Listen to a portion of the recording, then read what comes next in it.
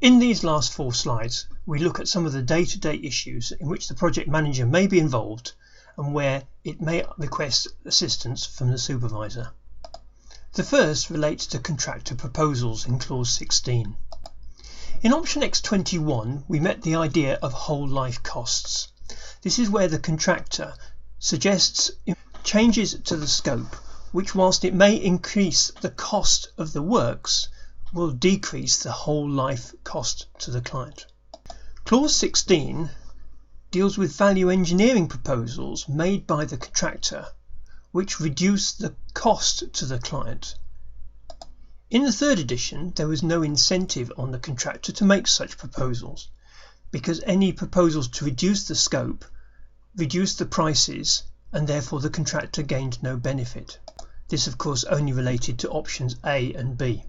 Clause 16 aims to share this benefit between the contractor and the client. The share is determined by the value engineering percentage, which is stated in the contract data by the client and defaults to 50%. In other words, half of the benefit is shared with the contractor. The contractor proposes changes to the scope.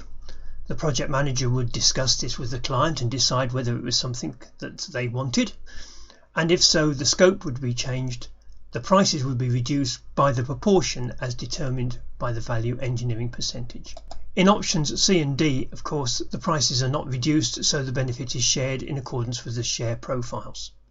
Clause 16 also retains the ability that the contractor has to propose adding new areas into the working areas. The project manager will either accept or not accept these proposals. Ambiguities, inconsistencies and impossibilities have all been pulled together into clause 17, and the project manager has a duty to state how to resolve the ambiguities and inconsistencies. The project manager now, as well as the contractor, can now notify illegal or impossible requirements in the scope. Clause 18 for corrupt acts we have met before. The contractor has an obligation not to do a corrupt act and an obligation to stop subcontractors from also doing them. This means the project manager should check the subcontract conditions to ensure that this is passed through the conditions. The project manager has always had the ability to instruct the work to be stopped or not started. It then has the obligation to instruct it to restart. The 3rd edition did not deal with the problem of what happens if the project manager does not instruct the restart. The 4th edition requires the project manager either to instruct the restart or start the work, or to remove the work from the scope. So there's no lack of clarity of the position that the parties are in. Disallowed cost is included in the list here to remind the supervisor to keep a check for the way that plant materials and resources are used in the works.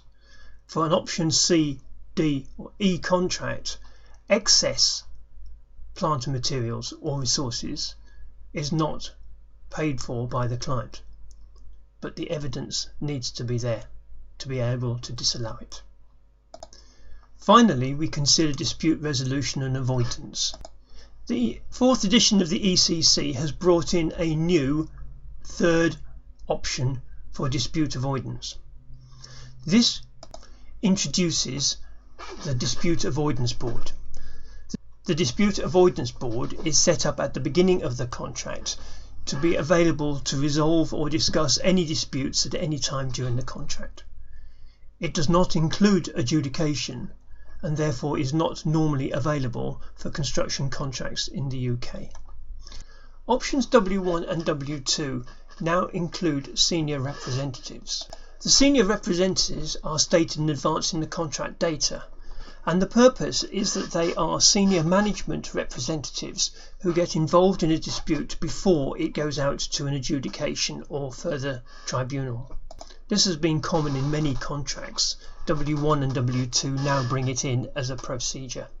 In W1, the requirement to use the senior representatives is obligatory. You must refer the dispute to the senior representative before it goes out to adjudication. In W2, because you cannot make the timetable for adjudication fixed, it can only be by agreement. The parties agree that they will use the senior representatives first, but you can't force them to.